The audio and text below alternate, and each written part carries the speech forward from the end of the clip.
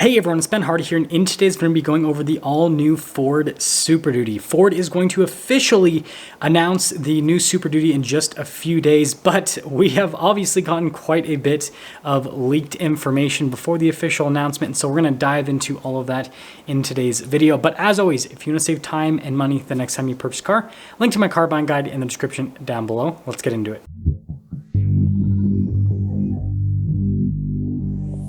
So let's talk about this new Ford Super Duty. So Ford actually released a teaser recently showing the front end of the new Super Duty, or more specifically the headlights of the new Super Duty, and we can see that it has these C-shaped LED daytime running lights with just a slightly revised headlight overall, and it basically looks identical to the renders that people have been making over the last few months, and so we pretty much know what the Super Duty is going to look like from an exterior aesthetics perspective. And some of you guys might like it, some of you guys might not. I think overall it actually looks pretty good because it looks like a slight evolution on what we already have. It's kind of more rounded off, a little bit sleeker, a little bit more modern looking. And so, you know what? I think that Ford has done a pretty good job from what we can see so far. And it's, again, not a huge departure from what we already have. So it's not going to be like a huge shock to all of us once we see the official truck that we pretty much already know what it's going to look like.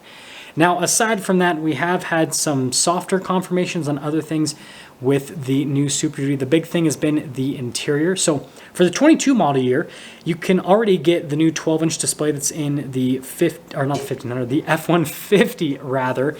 And so we know that that is for sure going to carry over into this new refreshed version of the Super Duty. But the big thing is the new Super Duty is also going to get the other interior bits from the new F-150. So the new appearance on the dash, digital gauge cluster for the higher up packages, and then the new seats, the new center console setup. Now, I don't think that the new Super Duty is going to have the shifter that the F-150 has, because they're most likely going to still stick with a column shifter. That's just a diesel truck thing to do, is stick with a good old-fashioned column shifter. So that's probably not going to change all that much. Now, will they wrap it in leather like what Ram does?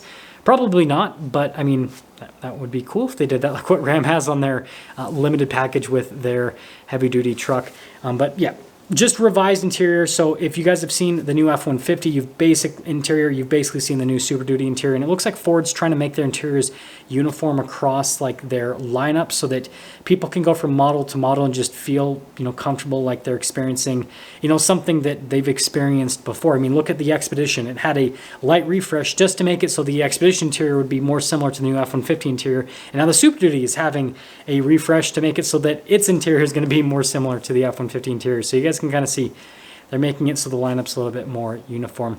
Now, from a cab size perspective, I don't think this is going to change too much because the Super Duty, like Super Crew cab, is already very large, very spacious. There's no complaints with that, and so there's not really any reason for Ford to change it. And that actually leads me into the next point, is there's not really any reason for Ford to change a lot of stuff with the truck from a mechanical standpoint because it's already a towing machine.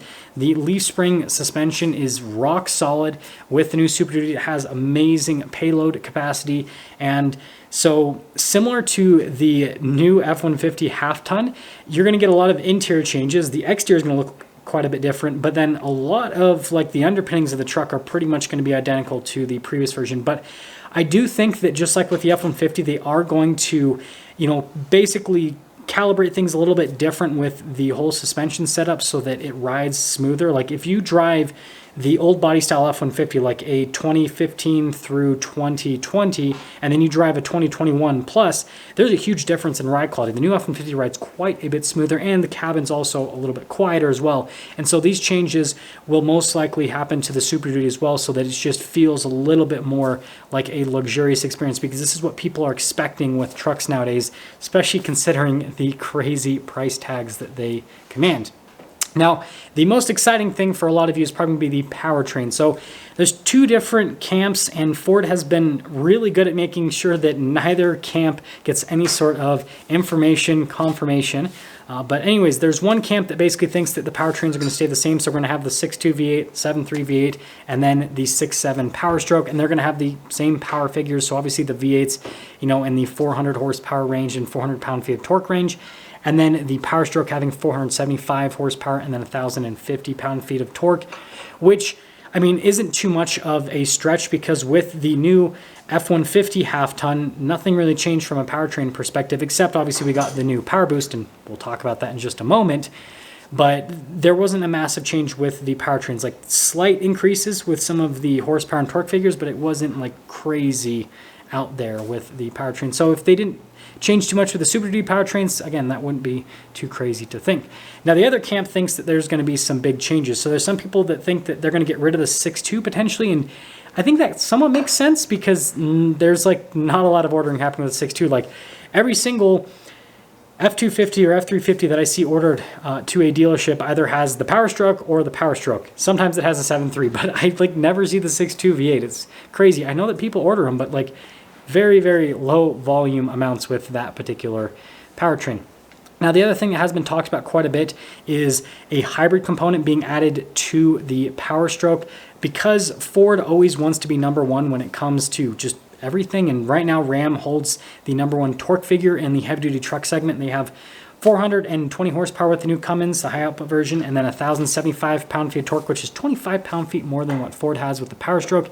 And so Ford adding a hybrid component to the Power Stroke to make it so it's more fuel efficient and then has more torque than Ram, again, isn't too big of a stretch. There's some people that think that that's just a little bit too far out there, and so Ford might just tune the Power Stroke to have a little bit more torque, like maybe 1,085 pound-feet, so that it just slightly beats Ram. And I think that is a little bit more likely, and I think that's why Ford has kind of waited to officially release the new F250 and F350, and obviously just the rest of the Super Duty lineup, because they've basically been waiting to see what Ford and GM do with their trucks. Because if you look at the 2023 Silverado and GMC Sierra, nothing's changed. They still are way less when it comes from a torque figure perspective compared to Ram and Ford. And then if you look at Ram, we weren't sure what was going to happen with Ram for the 23 model year. But Ram recently released the order books for their 23 Ram, 2500 and 3500.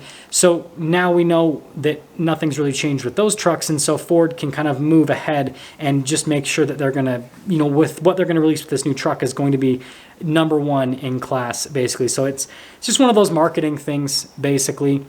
And so just to kind of pull everything together with the powertrain side of things, with the V8s, we could potentially lose one of them, and I don't think much is going to change if we don't lose either of them. They're really not going to do much with those engines. With the Power Stroke, they might just increase the torque by just changing the tune, or they might add a hybrid component. We will call it the Super Boost, like I called it in my first video, because, Power Boost, Super Boost, because it's the Super Duty. And if they do that, then I think that it would be safe to assume that the truck would exceed 500 horsepower, and from a torque perspective, it would exceed 1,100 pound-feet. And, if Ford can pull that off with initial release, it would be very popular with the truck community, because, again, still a diesel, but having that hybrid assist will make towing a lot more efficient and just feel a lot better overall. But that's going to sum things up for today's video. I want you guys to let me know what you are hoping for with the new Super Duty. And obviously, once Ford officially announces the Super Duty, I'll make another video and talk about all the things that I was wrong about and the things that I was right about. And yeah, it'll be a fun day, but I'll see you.